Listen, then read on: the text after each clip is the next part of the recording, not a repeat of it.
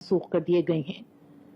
20 سال بعد ملک سے ہنگامی حالت ختم کر دی گئی ہے، عوام کے تمام بنیادی حقوق بحال کر دیے گئے ہیں اور سول عدالتوں کی بالادستی قائم کر دی گئی ہے۔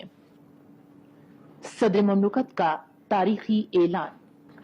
جناب اسپیکر، آج مارشل لا اٹھانے کے اعلان کے ساتھ چند احکامات جاری کیے جائیں گے۔ ان احکامات میں سے ایک حکم کے مطابق موجودہ آئین اپنی تمام شقوں سمیت کلی طور پر بحال ہو۔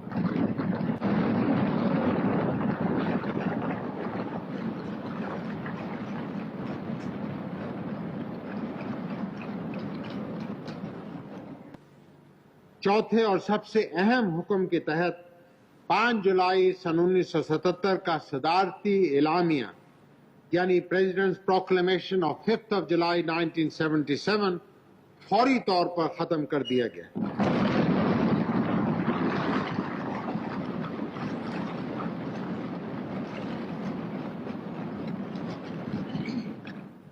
مارشل لا کے اٹھائے جانے کے ساتھ ساتھ مجھے 9 کروڑ عوام کی صلاحیتوں پر پورا یقین، مجھے ان کے جذبہ حریت پر فخر، مجھے ان کے احساس جمہوریت پر پورا اعتماد ہے۔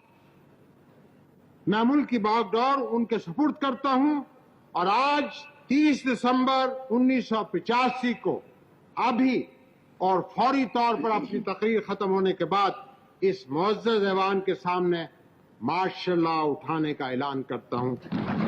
شکر اللہ۔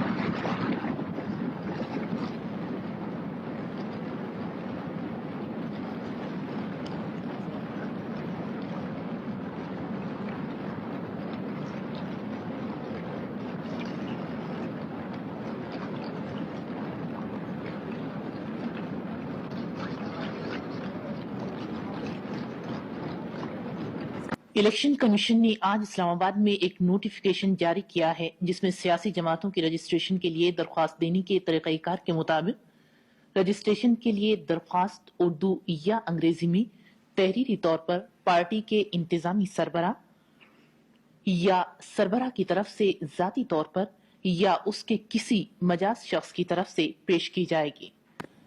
وزیر اعظم جناب محمد خان جنیجو نے انجینئروں سے کہا ہے کہ وہ اپنے علم اور فنی مہارت کو کام میں لائیں اور عام آدمی کی بہبود کے لیے بھرپور کردار ادا کریں۔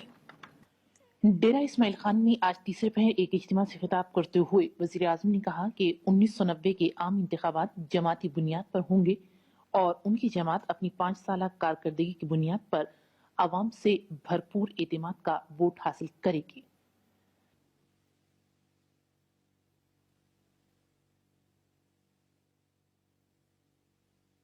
آج قومی اسمبلی کو بتایا گیا کہ ملک میں 1990 تک بے گھر افراد کے لیے 7 مرلہ اسکیم کے تحت 22 لاکھ پلاٹ تیار کیے جائیں گے۔ وزیر اعظم جناب محمد خان جنیجو نے کہا ہے کہ وہ عوام کے مسائل معلوم کرنے کے لیے 4 صوبوں کے اندرونی علاقوں کا دورہ کریں گے۔ وزیر اعظم جناب محمد خان جنیجو نے کہا ہے کہ حکومت نے ذخیرہ اندوزی، بلیک مارکیٹنگ کو ختم کرنے اور قیمتوں کو 3 جون کی سطح پر لانے کے لیے مکمل انتظامات کر لیے ہیں اور اشیاء صرف کی زیادہ قیمتیں وصول کرنے والوں کے خلاف سخت کارروائی کی جائے گی۔ آج اسلام آباد میں چیف جسٹسوں کی بین الاقوامی کانفرنس کا افتتاح کرتے ہوئے وزیر اعظم نے کہا کہ ان کی حکومت نے قانون کی حکمرانی، عوام کے بنیادی حقوق اور عدلیہ کی آزادی برقرار رکھنے کا تہیہ کیا ہوا ہے۔ وزیر اعظم نے کہا ہے کہ پاکستان بجلی کی پیداوار بڑھانے کے لیے تمام جدید طریقوں کو بروئے کار لائے گا تاکہ لوگوں کا معیار زندگی بلند کیا جا سکے۔ 4 صوبوں میں آج سے بلدیاتی انتخابات کے لیے کاغذات نامزدگی داخل کرانے کا کام شروع ہو گیا ہے۔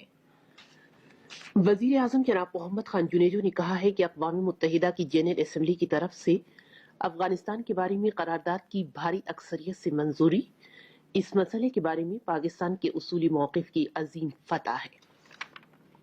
وزیر اعظم نے کہا ہے کہ بلدیاتی انتخابات میں بڑی تعداد میں امیدواروں کی شرکت ان انتخابات میں عوام کے جوش و خروش اور گہری دلچسپی کا ثبوت ہے۔ وزیر اعظم جناب محمد خان جنیجو نے کہا ہے کہ ان کا سعودی عرب، متحدہ عرب امارات اور کویت کا دورہ انتہائی کامیاب رہا ہے اور اس سے ان ملکوں کے ساتھ تمام شعبوں میں تعاون کو فروغ حاصل ہوگا۔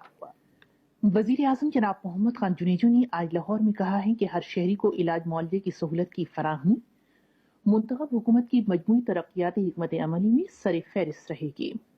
वजीर आजम जनाब मोहम्मद खान जुनेजो ने कहा है कि अफगानिस्तान की जंग आज़ादी कामयाबी से हमकिनार हो रही है।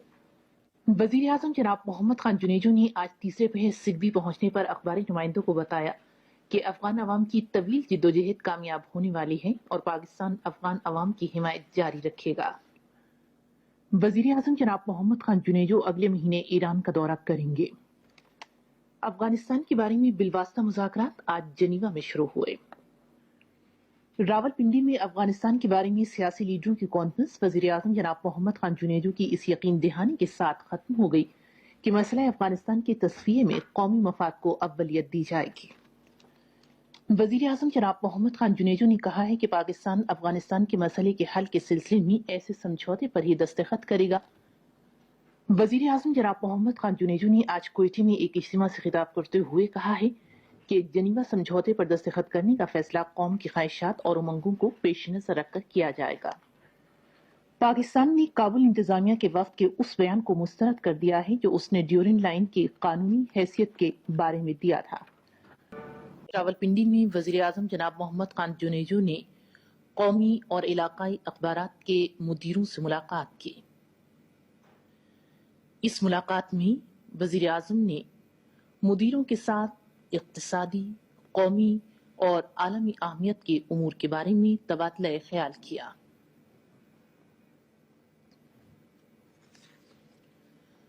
आज रावलपिंडी में joint chief of staff committee के chairman general Rahimuddin Khan, vice chief of army staff general Khalid Mahmood Arif, बहरिया के chief of staff admiral Tariq Kamal Khan और फजाइया के chief of staff air chief marshal Jamal Ahmed Khan ने वजीर आजम जनाब मोहम्मद खान जुनेजो से मुलाकात की।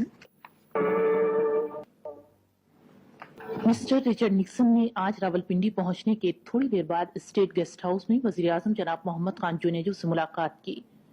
वो कुछ देर वजीर आजम के साथ रहे और बाहमी दिलचस्पी के उमूर पर तबादला ख्याल किया। रात 1:30 बजे कौमी असम्बली से खिताब करते हुए वजीर आजम ने सरकारी पार्लिमानी ग्रुप और आजाद पार्लिमानी ग्रुप के दरमियान 8वें तरमीमी बिल पर समझौते का तारीखी ऐलान किया और कहा कि इस बिल की मंजूरी से माशाअल्लाह हमेशा के लिए उठाने की राह हमवार हो जाएगी। आज रावलपिंडी में वफाकी काबीना का इजलास हुआ। वजीर आजम मोहम्मद खान जुनेजो ने सदारत की। वज़राए ममलकत और सूबाई वज़राए आला ने इजलास में शिरकत की।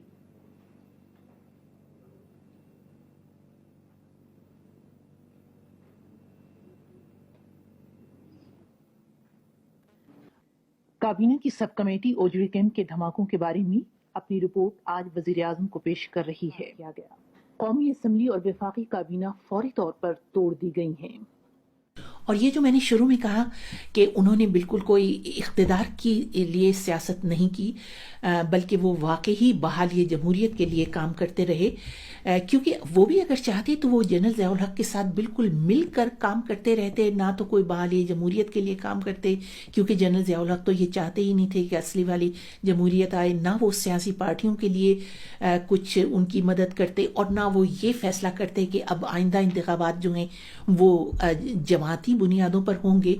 तो अगर वो ये सब ना करते और अफगानिस्तान में जंग के खात्मे के लिए मुआहदे पर दस्तखत ना करते, और उसके बाद ओजड़ी कैंप की जिस तरह से वो चाहते थे कि रिपोर्ट सामने आए, ये फैसला ना करते, तो इस किस्म के फैसलों से जनरल ज़ियाउल हक बहुत ही नाराज थे और इसी बात पे उन्होंने जुनेजो साहब को और इल्ज़ामात लगाकर उन्हें बरतरफ कर दिया। लेकिन जुनेजो चाहते तो वो 5 बरस हुकूमत में रहते और फिर दोबारा भी मुंतखब होकर हुकूमत में आ सकते थे। तो इसीलिए मैंने इब्तिदा में ये कहा था कि मोहम्मद खान जुनेजो एक बहुत ही मुदब्बिर, संजीदा और एक ऐसे वज़ीर आज़म थे जिन्होंने इक़्तिदार के लिए नहीं बल्कि खुलूस से मुल्क की बेहतरी के लिए काम करना चाहा था।